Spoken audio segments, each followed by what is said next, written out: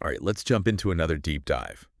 This time, we're heading back a few thousand years Oh, wow. to revisit a story that's Okay. really got some fascinating layers to it. Yeah, It's the Israelites' second attempt to capture the city of Ai. right. Now, Right. I know what you might be thinking. What's that? What on earth can I learn from an ancient battle? Hmm. But trust me on this one. Okay, There's some seriously timeless wisdom tucked away here I believe it. about strategy, resilience, hitting those goals we set for ourselves. Interesting. And to help us unpack it all, Yes. I've got a fantastic expert with us today. Well, I'm happy to be here. So, first things first, Okay, we got to set the stage. sure. The Israelites, first time they went up against AI, Yeah, they faced a pretty crushing defeat. they did. Confidence, Huh. totally shattered. Absolutely. But then, to total turnaround. complete victory. How did they pull that off? Well, that's what makes this story so fascinating, right? What changed? Did they suddenly become these super soldiers? Right. Discover some secret weapon? Yeah, like what happened? Not exactly. Okay. After that initial loss, they did something pretty amazing. They took a step back Okay. and really looked inward. Interesting. They realized the problem wasn't the enemy, Mm. it was them. Oh. There was something within their own ranks, something off, Okay. something that went against their core values. So almost like they were, I don't know, sabotaging themselves. Exactly. They had this internal conflict holding them back. Wow. Before they could conquer any external challenges, they had to get their own house in order. Right. So they went through this process of repentance, Okay. realignment, Interesting. kind of like hitting the reset button before they even thought about moving forward. That's a powerful idea, isn't it? It is. Because how often do we just keep pushing and pushing? Yeah. When maybe what we really need is to pause, look inward, see if there's a need for, a course correction. Absolutely. Almost like a mental and emotional realignment. Sometimes the biggest battles are fought within ourselves. I like that. And once the Israelites addressed that internal conflict, they received a new plan. Okay, so spill the beans. This wasn't just about brute force, though. All right, what was the plan? This new plan, given to Joshua by God, it was this brilliant combination of strategy and, well, a little bit of cunning. Ooh, I like it. A nighttime ambush. Whoa. A series of calculated maneuvers designed to outsmart the enemy completely. Okay, so nighttime ambush. Yeah, That already sounds intense. it was. So we're talking less about being stronger Mm-hmm. and more about being smarter. Exactly. Right. They had to use their strengths, Okay. anticipate their enemy's movements, Right. and then flawlessly execute this well-thought-out plan. It makes you think, doesn't it? It does. How often do we just praise hard work without really emphasizing the strategy behind it? Right? Because you can work really hard, You can. but if you're not working on the right things It's all for nothing. or you don't have a plan, you're just going to be spinning your wheels. Exactly. Whether it's career goals, Mm. personal projects, Uh-huh.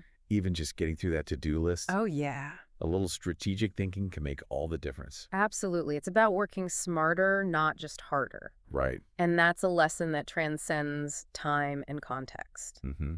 Now, having a plan is one thing. Yeah. Putting it into action, Right. that's another story. That's a great point. Yeah. And I think that's a perfect place to pause for now. Okay. And we'll pick that up in the next part of our deep dive. Sounds good.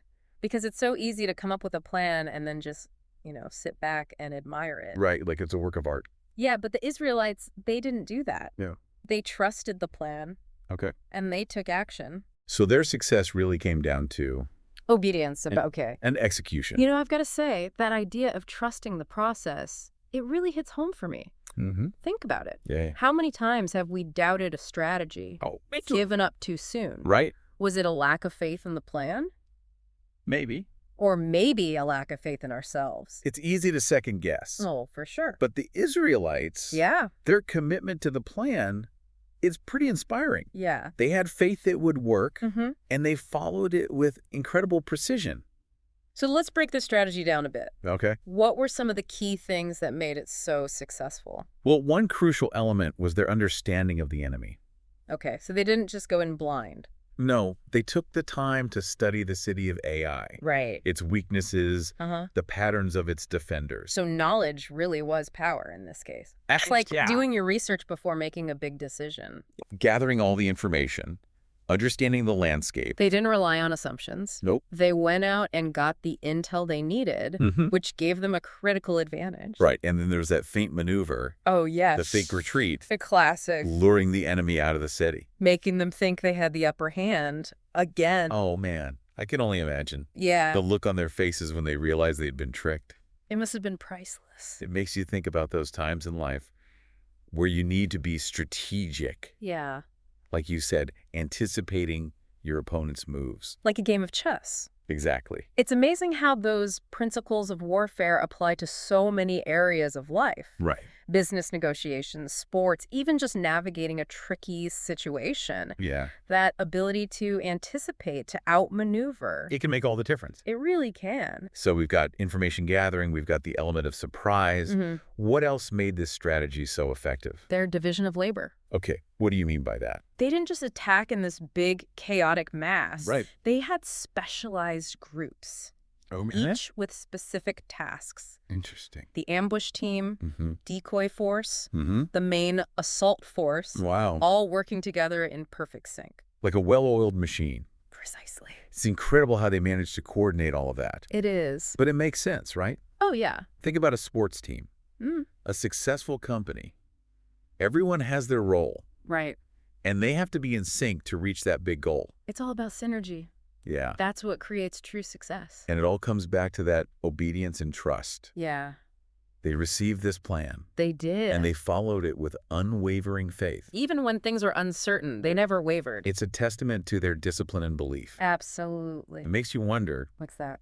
what could we achieve if we brought that same level of trust and dedication to our own goals? That's the question, isn't it? Because we get bogged down with doubts, distractions. Second guessing. Yeah, we get in our own way. What if we could just silence that inner critic and focus on executing our plans with that same belief? It's like you said earlier, trusting the process. That's where the magic happens. Where dreams become reality. Exactly. You know, it's amazing what we can learn from a story like this. It really is. It shows the power of these timeless principles. Absolutely. And it goes beyond just the tactics and strategy. Right. What I find fascinating is what the Israelites did after they won. Okay. They didn't just rush off to their next conquest. No. They took a moment to pause. They did. And reflect, Okay. acknowledge something bigger than themselves. You're talking about the ceremony they held, right? Exactly. Where they kind of reaffirmed their faith. Uh-huh. And recognized that their success wasn't just because of them. They understood it wasn't all their own doing. It's such a good point because it's easy to get caught up in the hustle. Oh, I know. And we forget to just appreciate all the forces, both within us and around us, that help us along the way. Absolutely. We hit a goal. Right. And we're already on to the next one. Without really savoring the win. Yeah.